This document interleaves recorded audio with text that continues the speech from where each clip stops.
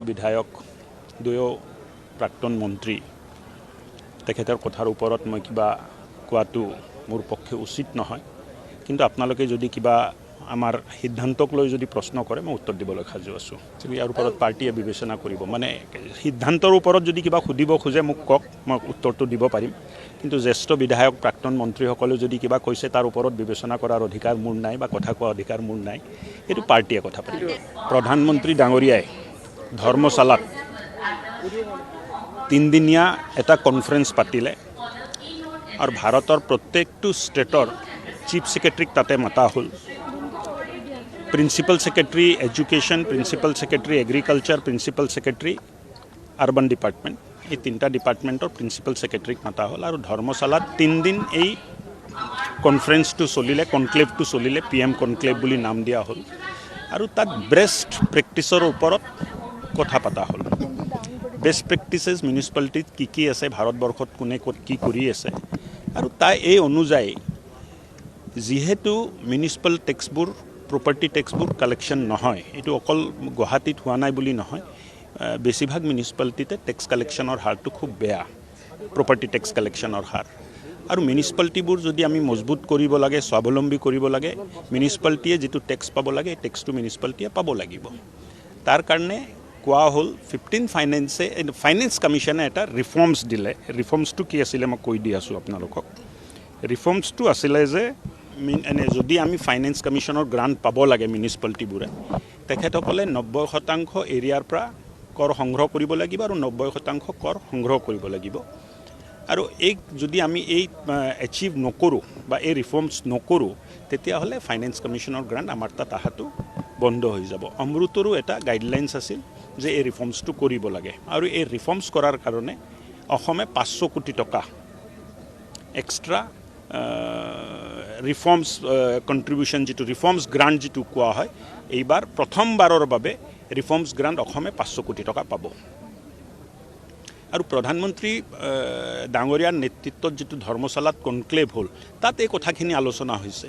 তাৰপিছত আমি ৰিফৰ্মছৰ বুলি কেবিনেটত আনিলোঁ, আৰু কেবিনেটে সিদ্ধান্ত দিয়াৰ পিছত এতিয়া আমি আগবাঢ়িব খুজিছোঁ। লোকেল MLAৰ সৈতে কথা নপতাকে, যিহেতু তেওঁলোকৰ এলেকাতে মহানগৰখন পৰে, কিয় এই বিষয়ে কথা পতা নহয়? চাওক, লোকেল বিধায়কৰ লগত কথা পাতা নাপাতা এইটো এটা সুকীয়া বিষয়। মই মোৰ সিদ্ধান্তৰ ওপৰতে কথাটো ক'লোঁ।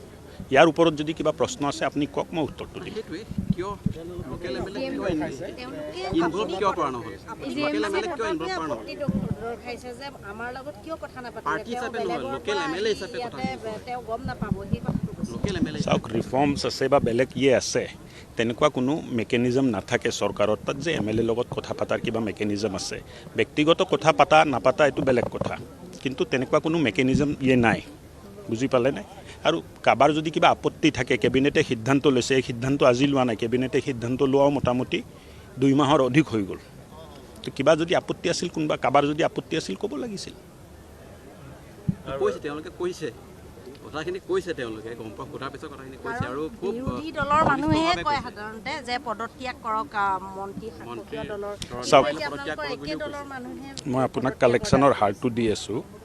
কালেকশ্যনটো ক'ত কিমান হৈ আছে মই আপোনালোকক দেখুৱাই দি আছোঁ। গুৱাহাটীত টোটেল হোল্ডিং আছে প্ৰায় 2,58,000 আৰু তাৰ 2,50,000, মই 21-22 ডাটা দি আছোঁ। তাৰ ভিতৰত প্ৰায় 90,000 মানুহে প্ৰপাৰ্টি টেক্স দি আছে, আৰু 2016-17 আছিলে 1,90,000 মানুহ আছিলে, তাত 60,000 মানুহে দিছিলে।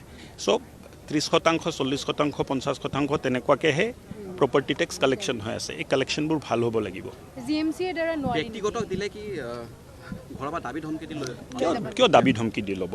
তো তেনেহ'লে কিহৰ ফৰ্মুলা যে ব্যক্তিগত দিব লাগে, মানে কি কোনটো প্ৰক্ৰিয়া তেওঁলোকে আনিব? কাৰণ আপোনালোকেতো যদি জৰিমনা নিদিয়া ফাইনটো লৈ আপোনালোকে ফাইন লৈ আছে আপোনালোকে। তাত ফাইন দিয়াৰ পিছতো পইচা নিদিয়ে, মানুহ নাযায়, GMCৰ মানুহ নাযায়। মইতো ক'লোঁ নহয়, আজিৰ দিনত কিমান আছে এইটো মই জনালোঁ নাই আপোনাক। 21-22 আপোনাৰ টোটেল হোল্ডিং আছে 2,47,632, প্ৰায় 2.5 লাখৰ ওচৰা-ওচৰি ধৰক, আৰু ইয়াত টেক্স দিছে 88,000। চ' 2.5 লাখৰ ভিতৰত 88,000 টেক্স দিছে। কোনটো বছৰ এইটো? এইটো 21-22। আৰু আমাৰ আউটষ্টেণ্ডিঙৰ কথাটো মই আপোনাক জনাই দিওঁ 20-21 আপোনাৰ হেৰি পৰিস্থিতিয়ে গৈছে দুবছৰ এইটো কোভিড পৰিস্থিতি আছিলে মই আগত দি দিওঁ কোনটো বছৰৰ লাগে মোৰ তাত 10 বছৰৰ ডাটা আছে কওক কোন বছৰৰ লাগিব না মই 20 আৰু 21 কেনেকুৱা হাৰ্ড 20-21টো আছে 2,35,000 টেক্স দিছে 80,000 এইখিনি সময়ত কোভিডৰ চিটুৱেশ্যন আছিল তাৰ আগৰ কৈ দিওঁ 19ৰ কথাটো লৈ লওক 18-19টো লৈ লওক 18-19ত আছিল 2,17,000 আমাৰ টোটেল হোল্ডিং আছিলে আৰু তাৰ বিনিময়ত আমি টেক্স পাইছিলোঁ 82,000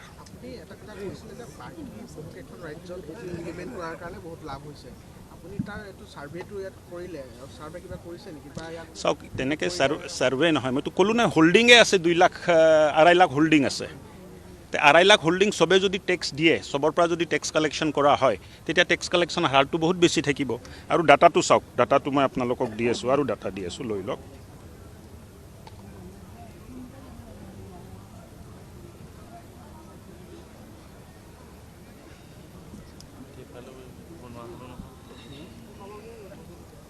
মানে প্ৰায় কালেকশ্যনৰ হাৰটো খুব বেয়া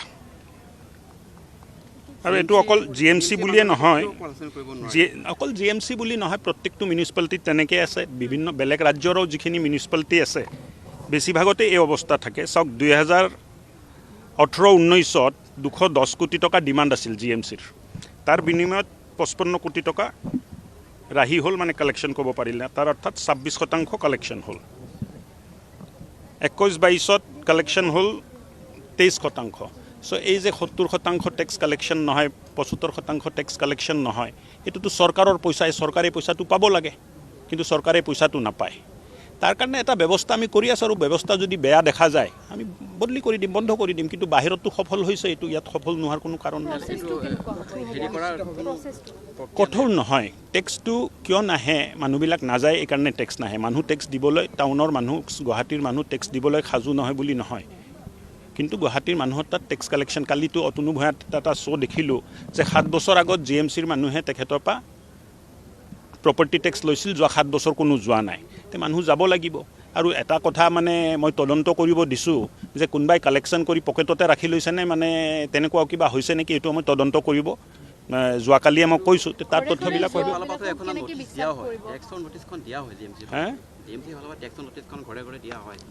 দিয়া হয়তো 75% সেইটো টেক্স দিয়া নাই ডাটাটো তোমাৰ মোৰ ডাটাটো মই দিলোৱে আপোনাক টেক্স নিদিয়াটো আৰু GMC মানে কাম নকৰা ডিফাৰেন্সটো GMC মানুহটো গৈছে টেক্স কালেকশ্যনৰ কাৰণে গৈছে নাই GMC মানুহৰ ওপৰত মোৰ কোনো আপত্তি নাই ক'ত মই ক'লোঁ মই একবাৰোতো নাই কোৱা যে GMCৰ মানুহ মানে কাম নকৰে বুলি নাযায় বুলি কৈছে GMC নাই বহুত ক্ষেত্ৰত হয়তো নাযায় অতনু ভূঞাই যিটো ক'লে যে যোৱা 7 বছৰ মোৰ তাত অহা নাই GMC টেক্স দিব মোৰ ঘৰত টেক্স দিব গৈছে টেক্সৰ কাগজ দিব গৈছে আমি টেক্স পে' কৰিছোঁ নাই ঠিক আছে আপুনি 23%ৰ ভিতৰত পৰিছে যদি আপুনি টেক্স পে'মেণ্ট কৰিছে 75%টো টেক্স দিয়া নাই না এই ডাটাটোতো GMCৰ ডাটাহে মই আপোনাক দি আছোঁ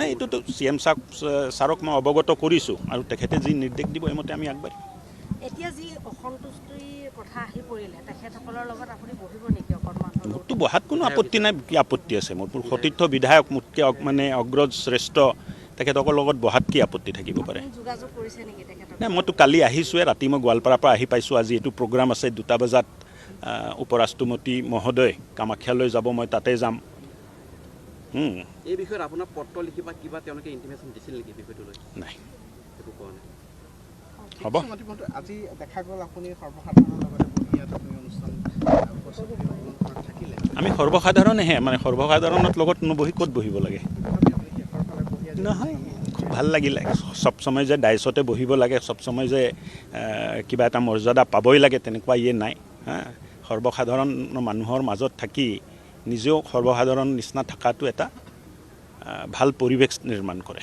দুয়ে জ্যেষ্ঠ বিধায়ক দুয়ো প্ৰাক্তন মন্ত্ৰী তেখেতৰ কথাৰ ওপৰত মই কিবা কোৱাটো মোৰ পক্ষে উচিত নহয় কিন্তু আপোনালোকে যদি কিবা আমাৰ সিদ্ধান্তক লৈ যদি প্ৰশ্ন কৰে মই উত্তৰ দিবলৈ সাজু আছোঁ ইয়াৰ ওপৰত পাৰ্টীয়ে বিবেচনা কৰিব মানে সিদ্ধান্তৰ ওপৰত যদি কিবা সুধিব খোজে মোক কওক মই উত্তৰটো দিব পাৰিম কিন্তু জ্যেষ্ঠ বিধায়ক প্ৰাক্তন মন্ত্ৰীসকলে যদি কিবা কৈছে তাৰ ওপৰত বিবেচনা কৰাৰ অধিকাৰ মোৰ নাই বা কথা কোৱাৰ অধিকাৰ মোৰ নাই এইটো পাৰ্টীয়ে কথা পাতিব প্ৰধানমন্ত্ৰী ডাঙৰীয়াই ধৰ্মশালাত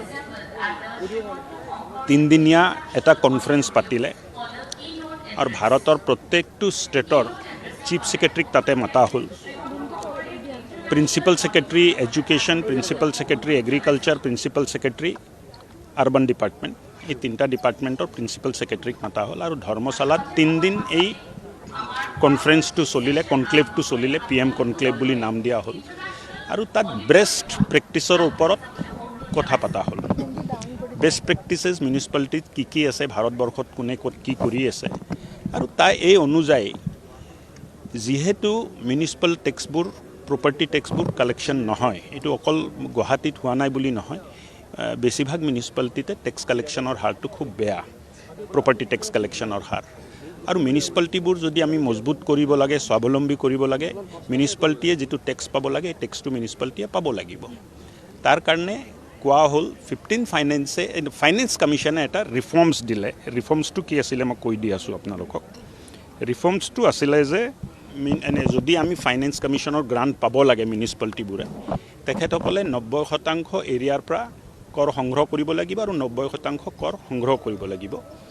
আৰু এই যদি আমি এই এচিভ নকৰোঁ বা এই ৰিফৰ্মছ নকৰোঁ, তেতিয়াহ'লে ফাইনেন্স কমিশ্যনৰ গ্ৰাণ্ট আমাৰ তাত অহাটো বন্ধ হৈ যাব। অমৃতৰো এটা গাইডলাইনছ আছিল যে এই ৰিফৰ্মছটো কৰিব লাগে আৰু এই ৰিফৰ্মছ কৰাৰ কাৰণে অসমে 500 কোটি টকা এক্সট্ৰা ৰিফৰ্মছ কণ্ট্ৰিবিউশ্যন, যিটো ৰিফৰ্মছ গ্ৰাণ্ট যিটো কোৱা হয়, এইবাৰ প্ৰথমবাৰৰ বাবে ৰিফৰ্মছ গ্ৰাণ্ট অসমে 500 কোটি টকা পাব। আৰু প্ৰধানমন্ত্ৰী ডাঙৰীয়াৰ নেতৃত্বত যিটো ধৰ্মশালাত কনক্লেভ হ'ল, তাত এই কথাখিনি আলোচনা হৈছে। তাৰপিছত আমি ৰিফৰ্মছৰ বুলি কেবিনেটত আনিলোঁ আৰু কেবিনেটে সিদ্ধান্ত দিয়াৰ পিছত এতিয়া আমি আগবাঢ়িব খুজিছোঁ। লোকেল MLAৰ সৈতে কথা নপতাকে, যিহেতু তেওঁলোকৰ এলেকাতে মহানগৰখন পৰে, কিয় এই বিষয়ে কথা পতা নহয়? চাওক, লোকেল বিধায়কৰ লগত কথা পাতা নাপাতা এইটো এটা সুকীয়া বিষয়। মই মোৰ সিদ্ধান্তৰ ওপৰতে কথাটো ক'লোঁ। ইয়াৰ ওপৰত যদি কিবা প্ৰশ্ন আছে আপুনি কওক, মই উত্তৰটো দিম। সেইটোৱে, কিয় লোকেল MLA ইনভলভ কিয় কৰা নহ'ল? লোকেল MLA কিয় ইনভলভ কৰা নহ'ল? দৰ্শাইছে যে আমাৰ লগত কিয় কথা পাৰ্টি হিচাপে নহয়, লোকেল MLA হিচাপে কথা। তেওঁ গম নাপাব, সেই কথাটো কৈছে। লোকেল MLA চাওক, ৰিফৰ্মছ আছে বা বেলেগ আছে, তেনেকুৱা কোনো মেকানিজম নাথাকে চৰকাৰত তাত যে MLA লগত কথা পতাৰ কিবা মেকানিজম আছে। ব্যক্তিগত কথা পাতা নাপাতা এইটো বেলেগ কথা, কিন্তু তেনেকুৱা কোনো মেকানিজম নাই, বুজি পালে নাই?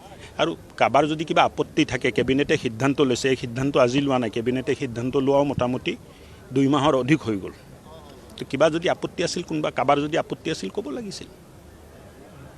কৈছে, তেওঁলোকে কৈছে কথাখিনি, কৈছে তেওঁলোকে গম পোৱা সোধাৰ পিছত কথাখিনি কৈছে। আৰু খুব বিৰোধী দলৰ মানুহে কয় সাধাৰণতে যে পদত্যাগ কৰক মন্ত্ৰী শাসকীয় দলৰ।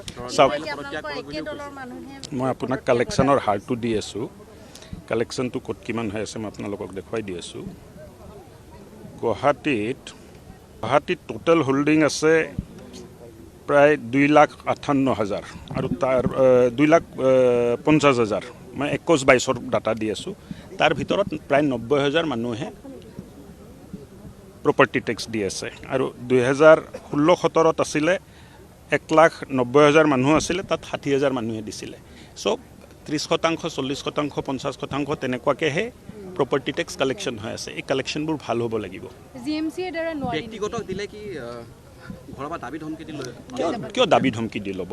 তো তেনেহ'লে ফৰ্মুলাতে ব্যক্তিগতক দিব লাগে, মানে কি কোনটো প্ৰক্ৰিয়া তেওঁলোকে আনিব? কাৰণ আপোনালোকেতো যদি জৰিমনা নিদিয়া ফাইনটো লৈ আপোনালোকে ফাইন লৈ আছে। আপোনালোকে তাত ফাইন দিয়াৰ পিছতো পইচা নিদিয়ে, মানুহ নাযায়, GMCৰ মানুহ নাযায়। মইতো ক'লোঁ নহয়, আজিৰ দিনত কিমান আছে এইটো মই জনালোঁ নাই আপোনাক।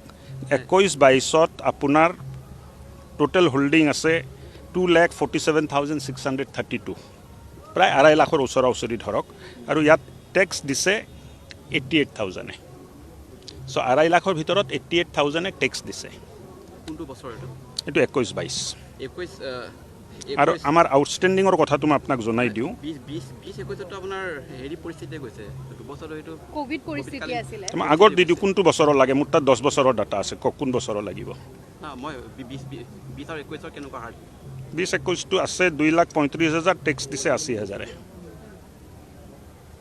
সেইখিনি সময়ত কোভিডৰ চিটুৱেশ্যন আছে। তাৰ আগৰ কৈ দিওঁ, 19ৰ কথাটো লৈ লওক, 18-19টো লৈ লওক। 18-19ত আছিল 2,17,000 আমাৰ টোটেল হোল্ডিং আছিলে আৰু তাৰ বিনিময়ত আমি টেক্স পাইছিলোঁ 82,000।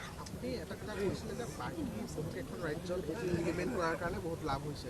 আপুনি তাৰ এইটো ছাৰ্ভেটো ইয়াত কৰিলে ছাৰ্ভে কিবা কৰিছে নেকি বা ইয়াত চাওক তেনেকৈ ছাৰ্ভে নহয় মইতো ক'লো নাই হোল্ডিঙে আছে 2 লাখ 2.5 লাখ হোল্ডিং আছে 2.5 লাখ হোল্ডিং চবে যদি টেক্স দিয়ে চবৰ পৰা যদি টেক্স কালেকশ্যন কৰা হয় তেতিয়া টেক্স কালেকশ্যন হাৰটো বহুত বেছি থাকিব আৰু ডাটাটো চাওক ডাটাটো মই আপোনালোকক দি আছোঁ আৰু ডাটা দি আছোঁ লৈ লওক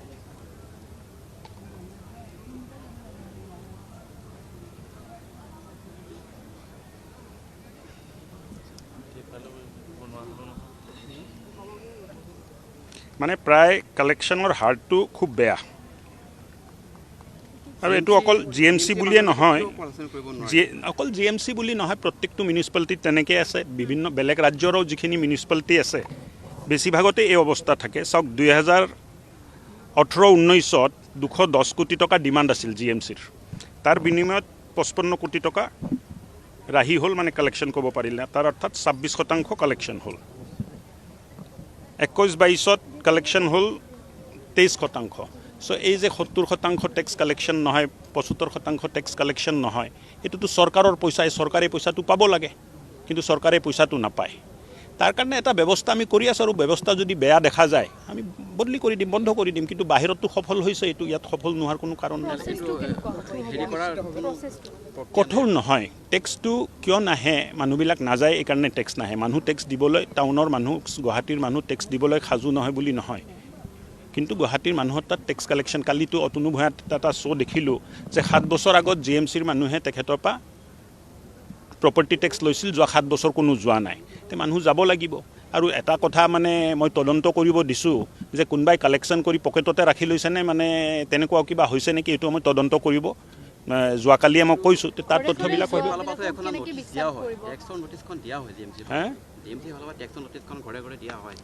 দিয়া হয়তো 75% টেক্স দিয়া নাই ডাটাটো তোমাৰ মোৰ ডাটাটো মই দিলোঁৱে আপোনাক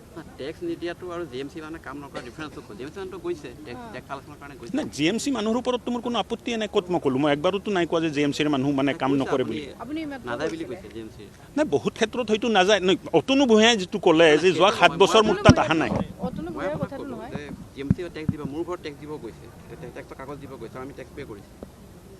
না ঠিক আছে আপুনি 23%ৰ ভিতৰত পৰিছে যদি আপুনি টেক্স পে'মেণ্ট কৰিছে 75%টো টেক্স দিয়া নাই না এই ডাটাটোতো GMCৰ ডাটাহে মই আপোনাক দি আছোঁ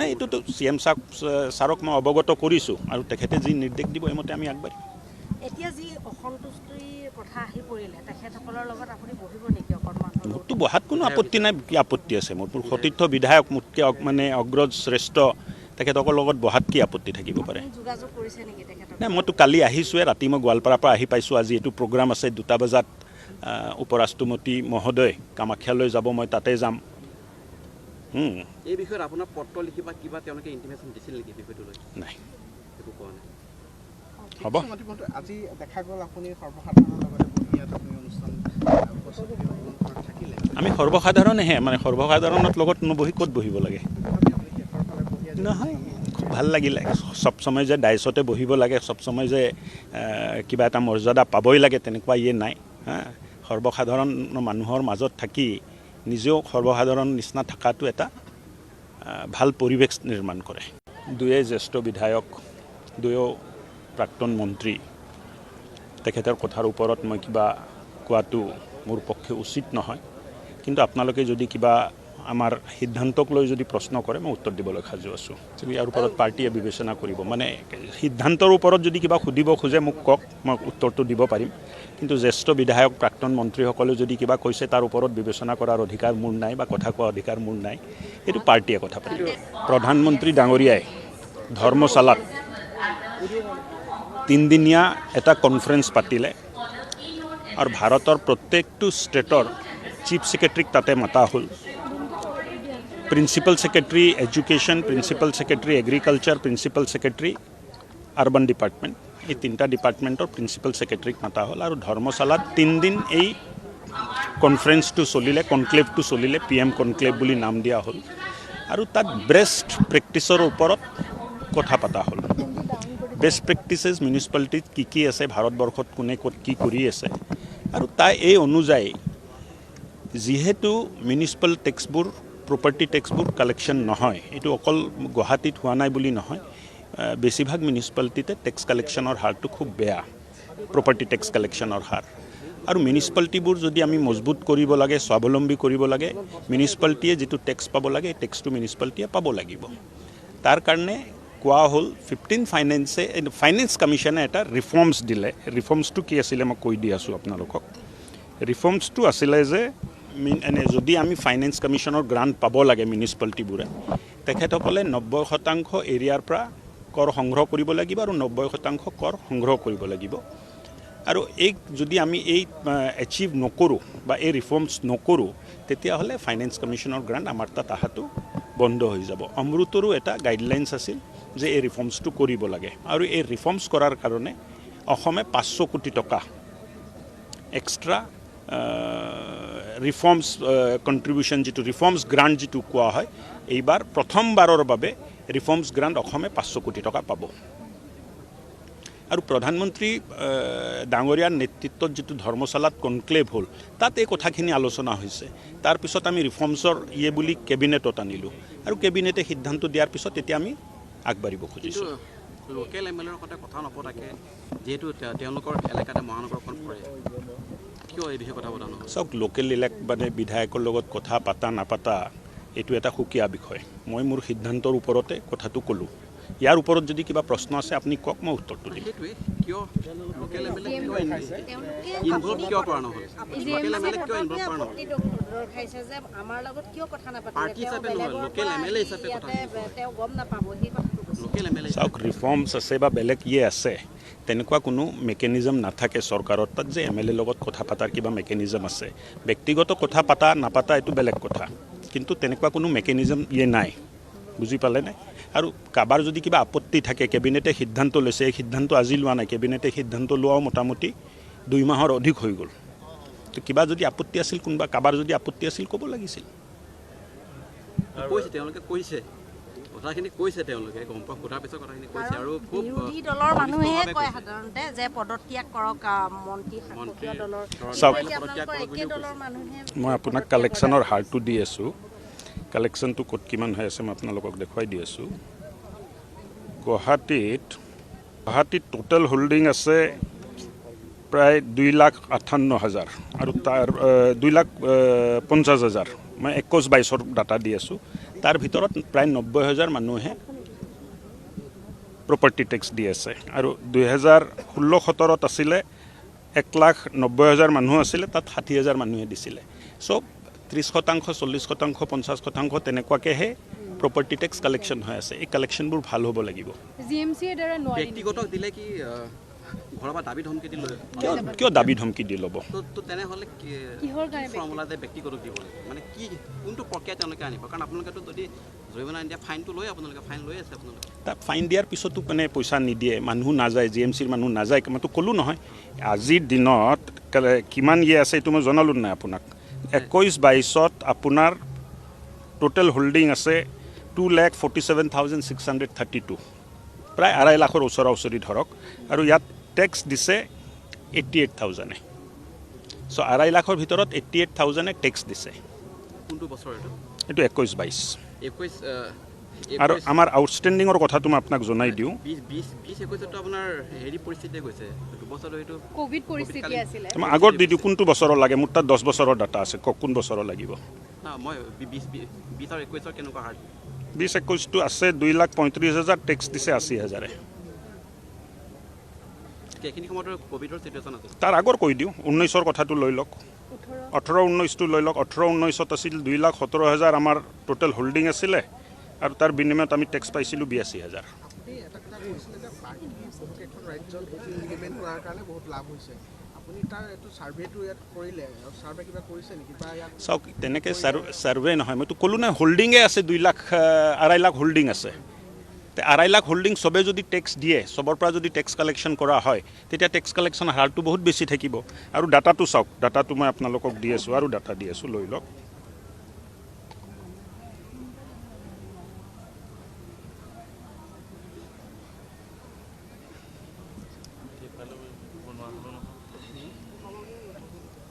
মানে প্ৰায় কালেকশ্যনৰ হাৰটো খুব বেয়া আৰু এইটো অকল GMC বুলিয়ে নহয়, পলিউশ্যন কৰিব নোৱাৰে। অকল GMC বুলি নহয়, প্ৰত্যেকটো মিউনিচিপালিটিত তেনেকৈ আছে। বিভিন্ন বেলেগ ৰাজ্যৰো যিখিনি মিউনিচিপালিটি আছে বেছিভাগতে এই অৱস্থা থাকে। চাওক 2018-19 210 কোটি টকা ডিমাণ্ড আছিল GMCৰ, তাৰ বিনিময়ত 55 কোটি টকা ৰাহি হ'ল, মানে কালেকশ্যন ক'ব পাৰিলে, তাৰ অৰ্থাৎ 26% কালেকশ্যন হ'ল। 21-22 কালেকশ্যন হ'ল 23%। চ' এই যে 70% টেক্স কালেকশ্যন নহয়, 75% টেক্স কালেকশ্যন নহয়, এইটোতো চৰকাৰৰ পইচা, চৰকাৰে পইচাটো পাব লাগে, কিন্তু চৰকাৰে পইচাটো নাপায়। তাৰ কাৰণে এটা ব্যৱস্থা আমি কৰি আছোঁ, আৰু ব্যৱস্থা যদি বেয়া দেখা যায় আমি বদলি কৰি দিম, বন্ধ কৰি দিম। কিন্তু বাহিৰততো সফল হৈছে, এইটো ইয়াত সফল নোহোৱাৰ কোনো কাৰণ নাই। হেৰি কৰাৰ কঠোৰ নহয়। টেক্সটো কিয় নাহে, মানুহবিলাক নাযায় এইকাৰণে টেক্স নাহে। মানুহ টেক্স দিবলৈ, টাউনৰ মানুহ, গুৱাহাটীৰ মানুহ টেক্স দিবলৈ সাজু নহয় বুলি নহয়, কিন্তু গুৱাহাটীৰ মানুহৰ তাত টেক্স কালেকশ্যন। কালিতো অতনু ভূঞাত এটা শ্ব' দেখিলোঁ যে 7 বছৰ আগত GMCৰ মানুহে তেখেতৰ পৰা প্ৰপাৰ্টি টেক্স লৈছিল, যোৱা 7 বছৰ কোনো যোৱা নাই। তে মানুহ যাব লাগিব। আৰু এটা কথা মানে মই তদন্ত কৰিব দিছোঁ যে কোনোবাই কালেকশ্যন কৰি পকেটতে ৰাখি লৈছেনে, মানে তেনেকুৱা কিবা হৈছে নেকি, এইটো মই তদন্ত কৰিব। যোৱাকালিয়ে মই কৈছোঁ, তাৰ তথ্যবিলাক ফালৰ পৰা এখন নটিচ দিয়া হয়, টেক্সৰ নটিচখন দিয়া হয় GMC হে GMC ফালৰ পৰা টেক্সৰ নটিচখন ঘৰে ঘৰে দিয়া হয়। দিয়া হয়তো 75% সেইটো টেক্স দিয়া নাই। ডাটাটো মোৰ ডাটাটোতো মই দিলোঁৱেই আপোনাক। টেক্স নিদিয়াটো আৰু GMC মানে কাম নকৰা ডিফাৰেঞ্চটো GMC মানুহটো গৈছে টেক্স কালেকশ্যনৰ কাৰণে গৈছে। নাই, GMC মানুহৰ ওপৰততো মোৰ কোনো আপত্তিয়ে নাই। ক'ত মই ক'লোঁ, মই একবাৰোতো নাই কোৱা যে GMCৰ মানুহ মানে কাম নকৰে বুলি। নাযায় বুলি কৈছে GMC। নাই, বহুত ক্ষেত্ৰত হয়তো নাযায়। অতনু ভূঞাই যিটো ক'লে যে যোৱা 7 বছৰ মোৰ তাত অহা নাই। মই আপোনাক ক'লোঁ যে GMC টেক্স দিব, মোৰ ঘৰত টেক্স দিব গৈছে, টেক্সৰ কাগজ দিব গৈছে, আমি টেক্স পে' কৰিছোঁ। নাই, ঠিক আছে, আপুনি 23%ৰ ভিতৰত পৰিছে যদি আপুনি টেক্স পে'মেণ্ট কৰিছে। 75%টো টেক্স দিয়া নাই না। এই ডাটাটোতো GMCৰ ডাটাহে মই আপোনাক দি আছোঁ। যিটো সিদ্ধান্ত লৈছে এইটো সালসলনি কৰাৰ কোনো কথা নাই এতিয়া। নাই, এইটোতো CM ছাৰক মই অৱগত কৰিছোঁ, আৰু তেখেতে যি নিৰ্দেশ দিব এইমতে আমি আগবাঢ়িম। এতিয়া যি অসন্তুষ্টিৰ কথা আহি পৰিলে, তেখেতসকলৰ লগত আপুনি বহিব নেকি অকণমান? মোকতো বহাত কোনো আপত্তি নাই। কি আপত্তি আছে মোৰ? সতীৰ্থ বিধায়ক, মোতকৈ মানে অগ্ৰজ শ্ৰেষ্ঠ, তেখেতসকলৰ লগত বহাত কি আপত্তি থাকিব পাৰে? যোগাযোগ কৰিছে নেকি তেখেতক? নাই, মইতো কালি আহিছোঁৱে, ৰাতি মই গোৱালপাৰাৰ পৰা আহি পাইছোঁ। আজি এইটো প্ৰগ্ৰাম আছে 2টা বজাত, উপৰাষ্ট্ৰপতি মহোদয় কামাখ্যালৈ যাব, মই তাতে যাম। এই বিষয়ত আপোনাৰ পত্ৰ লিখি বা কিবা তেওঁলোকে ইণ্টিমেশ্যন দিছিল নেকি বিষয়টো লৈ? নাই, একো কোৱা নাই। হ'ব। আজি দেখা গ'ল আপুনি সৰ্বসাধাৰণৰ লগতে বহি ইয়াত আপুনি অনুষ্ঠান থাকিলে, আমি সৰ্বসাধাৰণেহে, মানে সৰ্বসাধাৰণৰ লগত নবহি ক'ত বহিব লাগে? নহয়, খুব ভাল লাগিলে। চব সময় যে ডাইচতে বহিব লাগে, চব সময় যে কিবা এটা মৰ্যাদা পাবই লাগে, তেনেকুৱা নাই। সৰ্বসাধাৰণ মানুহৰ মাজত থাকি নিজেও সৰ্বসাধাৰণ নিচিনা থকাটো এটা ভাল পৰিৱেশ নিৰ্মাণ কৰে। দুয়ে জ্যেষ্ঠ বিধায়ক, দুয়ো প্ৰাক্তন মন্ত্ৰী, তেখেতৰ কথাৰ ওপৰত মই কিবা কোৱাটো মোৰ পক্ষে উচিত নহয়। কিন্তু আপোনালোকে যদি কিবা আমাৰ সিদ্ধান্তক লৈ যদি প্ৰশ্ন কৰে, মই উত্তৰ দিবলৈ সাজু আছোঁ। ইয়াৰ ওপৰত পাৰ্টীয়ে বিবেচনা কৰিব। মানে সিদ্ধান্তৰ ওপৰত যদি কিবা সুধিব খোজে মোক কওক, মই উত্তৰটো দিব পাৰিম। কিন্তু জ্যেষ্ঠ বিধায়ক, প্ৰাক্তন মন্ত্ৰীসকলে যদি কিবা কৈছে, তাৰ ওপৰত বিবেচনা কৰাৰ অধিকাৰ মোৰ নাই, বা কথা কোৱাৰ অধিকাৰ মোৰ নাই। সেইটো পাৰ্টীয়ে কথা পাতিব। প্ৰধানমন্ত্ৰী ডাঙৰীয়াই ধৰ্মশালাত 3দিনীয়া এটা কনফাৰেন্স পাতিলে, আৰু ভাৰতৰ প্ৰত্যেকটো ষ্টেটৰ চিফ ছেক্ৰেটাৰীক তাতে মাতা হ'ল। Principal secretary education, principal secretary agriculture, principal secretary urban department, এই 3টা ডিপাৰ্টমেণ্টৰ প্ৰিন্সিপাল ছেক্ৰেটাৰীক মাতা হ'ল। আৰু ধৰ্মশালাত 3 দিন এই কনফাৰেন্সটো চলিলে, কনক্লেভটো চলিলে, PM কনক্লেভ বুলি নাম দিয়া হ'ল। আৰু তাত বেষ্ট প্ৰেক্টিচৰ ওপৰত কথা পতা হ'ল। বেষ্ট প্ৰেক্টিচেছ মিউনিচিপালিটিত কি আছে, ভাৰতবৰ্ষত কোনে ক'ত কি কৰি আছে, আৰু এই অনুযায়ী যিহেতু মিউনিচিপাল টেক্সবোৰ, প্ৰপাৰ্টি টেক্সবোৰ কালেকশ্যন নহয়, এইটো অকল গুৱাহাটীত হোৱা নাই বুলি নহয়, বেছিভাগ মিউনিচিপালিটিতে টেক্স কালেকশ্যনৰ হাৰটো খুব বেয়া, প্ৰপাৰ্টি টেক্স কালেকশ্যনৰ হাৰ। আৰু মিউনিচিপালিটিবোৰ যদি আমি মজবুত কৰিব লাগে, স্বাৱলম্বী কৰিব লাগে, মিউনিচিপালিটিয়ে যিটো টেক্স পাব লাগে, এই টেক্সটো মিউনিচিপালিটিয়ে পাব লাগিব। তাৰ কাৰণে কোৱা হ'ল 15 ফাইনেন্স কমিশ্যনে এটা ৰিফৰ্মছ দিলে। ৰিফৰ্মছটো কি আছিলে মই কৈ দি আছোঁ আপোনালোকক।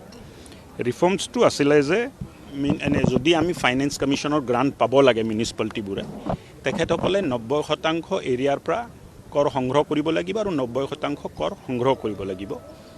আৰু এই যদি আমি এই এচিভ নকৰোঁ বা এই ৰিফৰ্মছ নকৰোঁ তেতিয়াহ'লে ফাইনেন্স কমিশ্যনৰ গ্ৰাণ্ট আমাৰ তাত অহাটো বন্ধ হৈ যাব। অমৃতৰো এটা গাইডলাইনছ আছিল যে এই ৰিফৰ্মছটো কৰিব লাগে আৰু এই ৰিফৰ্মছ কৰাৰ কাৰণে অসমে 500 কোটি টকা এক্সট্ৰা ৰিফৰ্মছ কণ্ট্ৰিবিউশ্যন যিটো ৰিফৰ্মছ গ্ৰাণ্ট যিটো কোৱা হয় এইবাৰ প্ৰথমবাৰৰ বাবে ৰিফৰ্মছ গ্ৰাণ্ট অসমে 500 কোটি টকা পাব। আৰু প্ৰধানমন্ত্ৰী ডাঙৰীয়াৰ নেতৃত্বত যিটো ধৰ্মশালাত কনক্লেভ হ'ল তাত এই কথাখিনি আলোচনা হৈছে। তাৰপিছত আমি ৰিফৰ্মছৰ বুলি কেবিনেটত আনিলোঁ আৰু কেবিনেটে সিদ্ধান্ত দিয়াৰ পিছত এতিয়া আমি আগবাঢ়িব খুজিছোঁ। লোকেল MLAৰ সৈতে কথা নপতাকে যিহেতু তেওঁলোকৰ এলেকাতে মহানগৰখন পৰে, কিয় এই বিষয়ে কথা পতা নহয়? চাওক, লোকেল বিধায়কৰ লগত কথা পাতা নাপাতা এইটো এটা সুকীয়া বিষয়। মই মোৰ সিদ্ধান্তৰ ওপৰতে কথাটো ক'লোঁ। ইয়াৰ ওপৰত যদি কিবা প্ৰশ্ন আছে আপুনি কওক, মই উত্তৰটো দিম। সেইটোৱে কিয় লোকেল MLA কিয় ইনভলভ কিয় কৰা নহ'ল? লোকেল MLA কিয় ইনভলভ কৰা নহ'ল? খাইছে যে আমাৰ লগত কিয় কথা পাৰ্টি হিচাপে নহয়, লোকেল MLA হিচাপে কথা তেওঁ গম নাপাব সেই কথাটো। লোকেল MLA চাওক, ৰিফৰ্মছ আছে বা বেলেগ আছে তেনেকুৱা কোনো মেকানিজম নাথাকে চৰকাৰত তাত যে MLA লগত কথা পতাৰ কিবা মেকানিজম আছে। ব্যক্তিগত কথা পাতা নাপাতা এইটো বেলেগ কথা, কিন্তু তেনেকুৱা কোনো মেকানিজম নাই, বুজি পালে নাই? আৰু কাৰোবাৰ যদি কিবা আপত্তি থাকে, কেবিনেটে সিদ্ধান্ত লৈছে, এই সিদ্ধান্ত আজি লোৱা নাই, কেবিনেটে সিদ্ধান্ত লোৱাও মোটামুটি 2 মাহৰ অধিক হৈ গ'ল। তো কিবা যদি আপত্তি আছিল, কোনোবা কাৰোবাৰ যদি আপত্তি আছিল ক'ব লাগিছিল। কৈছে তেওঁলোকে কৈছে কথাখিনি কৈছে, তেওঁলোকে গম পোৱা সোধাৰ পিছত কথাখিনি কৈছে। আৰু খুব বিৰোধী দলৰ মানুহে কয় সাধাৰণতে যে পদত্যাগ কৰক মন্ত্ৰী শাসকীয় দলৰ। চাওক, একে দলৰ মানুহে মই আপোনাক কালেকশ্যনৰ হাৰটো দি আছোঁ। কালেকশ্যনটো ক'ত কিমান হৈ আছে মই আপোনালোকক দেখুৱাই দি আছোঁ। গুৱাহাটীত টোটেল হোল্ডিং আছে প্ৰায় 2,58,000 আৰু তাৰ 2,50,000। মই 21-22 ডাটা দি আছোঁ। তাৰ ভিতৰত প্ৰায় 90,000 মানুহে প্ৰপাৰ্টি টেক্স দি আছে আৰু 2016-17 আছিলে 1,90,000 মানুহ আছিলে, তাত 60,000 মানুহে দিছিলে। চ' 30%, 40%, 50% তেনেকুৱাকৈহে প্ৰপাৰ্টি টেক্স কালেকশ্যন হৈ আছে। এই কালেকশ্যনবোৰ ভাল হ'ব লাগিব। ব্যক্তিগতক দিলে কি ঘৰৰ পৰা দাবী ধমকি দিলে? কিয় দাবী ধমকি দি ল'ব? তো তেনেহ'লে ফৰ্মুলাতে ব্যক্তিগতক দিব লাগে, মানে কি কোনটো প্ৰক্ৰিয়া তেওঁলোকে আনিব? কাৰণ আপোনালোকেতো যদি জৰিমনা নিদিয়া ফাইনটো লৈ আপোনালোকে ফাইন লৈ আছে আপোনালোকে। তাত ফাইন দিয়াৰ পিছতো পইচা নিদিয়ে, মানুহ নাযায়, GMCৰ মানুহ নাযায়। মইতো ক'লোঁ নহয়, আজিৰ দিনত কিমান আছে এইটো মই জনালোঁ নাই আপোনাক। 21-22 আপোনাৰ টোটেল হোল্ডিং আছে 2,47,632, প্ৰায় 2.5 লাখৰ ওচৰা ওচৰি ধৰক। আৰু ইয়াত টেক্স দিছে 88,000। চ' 2.5 লাখৰ ভিতৰত 88,000 টেক্স দিছে। কোনটো বছৰ এইটো? এইটো 21-22। 21 আৰু আমাৰ আউটষ্টেণ্ডিঙৰ কথাটো মই আপোনাক জনাই দিওঁ। 20-21 আপোনাৰ হেৰি পৰিস্থিতিয়ে গৈছে, দুবছৰ এইটো কোভিড পৰিস্থিতি আছিলে। মই আগত দি দিওঁ কোনটো বছৰৰ লাগে, মোৰ তাত 10 বছৰৰ ডাটা আছে, কওক কোন বছৰৰ লাগিব। মই 20 আৰু 21 কেনেকুৱা হাৰ? 20-21টো আছে 2,35,000, টেক্স দিছে 80,000। সেইখিনি সময়ত কোভিডৰ চিটুৱেশ্যন আছে। তাৰ আগৰ কৈ দিওঁ, 19ৰ কথাটো লৈ লওক, 18-19টো লৈ লওক। 18-19ত আছিল 2,17,000 আমাৰ টোটেল হোল্ডিং আছিলে আৰু তাৰ বিনিময়ত আমি টেক্স পাইছিলোঁ 82,000। এটা কথা কৈছিলে যে বাকী বহুকেইখন ৰাজ্যত ভোটিং ইলিমেণ্ট কৰাৰ কাৰণে বহুত লাভ হৈছে। আপুনি তাৰ এইটো ছাৰ্ভেটো ইয়াত কৰিলে, ছাৰ্ভে কিবা কৰিছে নেকি? বা ইয়াত চাওক, তেনেকৈ ছাৰ্ভে নহয়, মইতো ক'লোঁ নাই হোল্ডিঙে আছে 2,00,000 লাখ হোল্ডিং আছে। 2.5 লাখ হোল্ডিং চবে যদি টেক্স দিয়ে, চবৰ পৰা যদি টেক্স কালেকশ্যন কৰা হয়, তেতিয়া টেক্স কালেকশ্যন হাৰটো বহুত বেছি থাকিব। আৰু ডাটাটো চাওক, ডাটাটো মই আপোনালোকক দি আছোঁ আৰু ডাটা দি আছোঁ, লৈ লওক।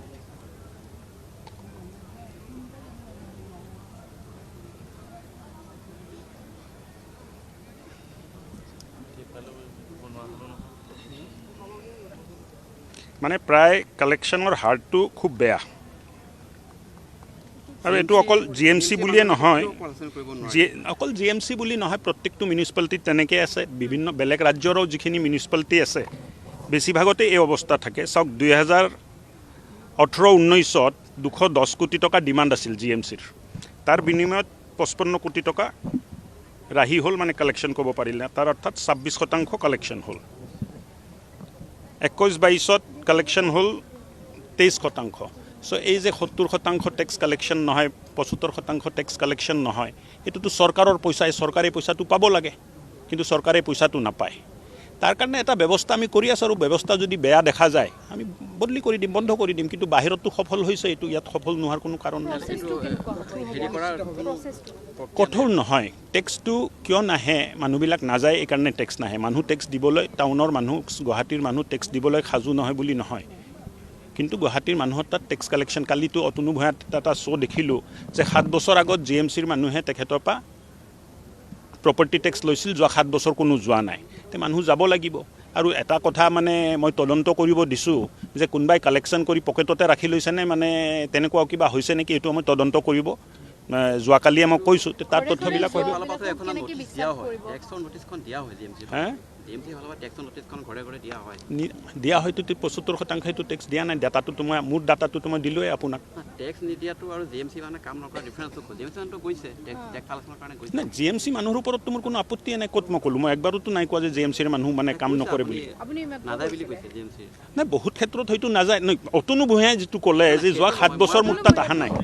মই আপোনাক ক'লোঁ যে GMC টেক্স দিব, মোৰ ঘৰত টেক্স দিব গৈছে, টেক্সৰ কাগজ দিব গৈছে, আমি টেক্স পে' কৰিছোঁ। নাই, ঠিক আছে, আপুনি 23% ভিতৰত পৰিছে যদি আপুনি টেক্স পে'মেণ্ট কৰিছে। 75%টো টেক্স দিয়া নাই না। এই ডাটাটোতো GMCৰ ডাটাহে মই আপোনাক দি আছোঁ। যোনটো সিদ্ধান্ত লৈছে এইটো সালসলনি কৰাৰ কোনো কথা নাই এতিয়া। নাই, এইটোতো CM ছাৰক মই অৱগত কৰিছোঁ আৰু তেখেতে যি নিৰ্দেশ দিব এইমতে আমি আগবাঢ়িম। এতিয়া যি অসন্তুষ্টিৰ কথা আহি পৰিলে, তেখেতসকলৰ লগত আপুনি বহিব নেকি অকণমান? মোৰতো বহাত কোনো আপত্তি নাই। কি আপত্তি আছে মোৰ? সতীৰ্থ বিধায়ক, মোতকৈ মানে অগ্ৰজ শ্ৰেষ্ঠ, তেখেতসকলৰ লগত বহাত কি আপত্তি থাকিব পাৰে? যোগাযোগ কৰিছে নেকি তেখেতক? নাই, মইতো কালি আহিছোঁৱে, ৰাতি মই গোৱালপাৰাৰ পৰা আহি পাইছোঁ। আজি এইটো প্ৰগ্ৰাম আছে 2টা বজাত। উপৰাষ্ট্ৰপতি মহোদয় কামাখ্যালৈ যাব, মই তাতে যাম। এই বিষয়ত আপোনাৰ পত্ৰ লিখি বা কিবা তেওঁলোকে ইণ্টিমেশ্যন দিছিল নেকি বিষয়টো লৈ? নাই, একো কোৱা নাই। হ'ব। আজি দেখা গ'ল আপুনি সৰ্বসাধাৰণৰ লগতে বহি ইয়াত আপুনি অনুষ্ঠান থাকিলে। আমি সৰ্বসাধাৰণেহে, মানে সৰ্বসাধাৰণৰ লগত নবহি ক'ত বহিব লাগে? নহয়, খুব ভাল লাগিলে। চব সময় যে ডাইচতে বহিব লাগে, চব সময় যে কিবা এটা মৰ্যাদা পাবই লাগে, তেনেকুৱা নাই। সৰ্বসাধাৰণ মানুহৰ মাজত থাকি নিজেও সৰ্বসাধাৰণ নিচিনা থকাটো এটা ভাল পৰিৱেশ নিৰ্মাণ কৰে।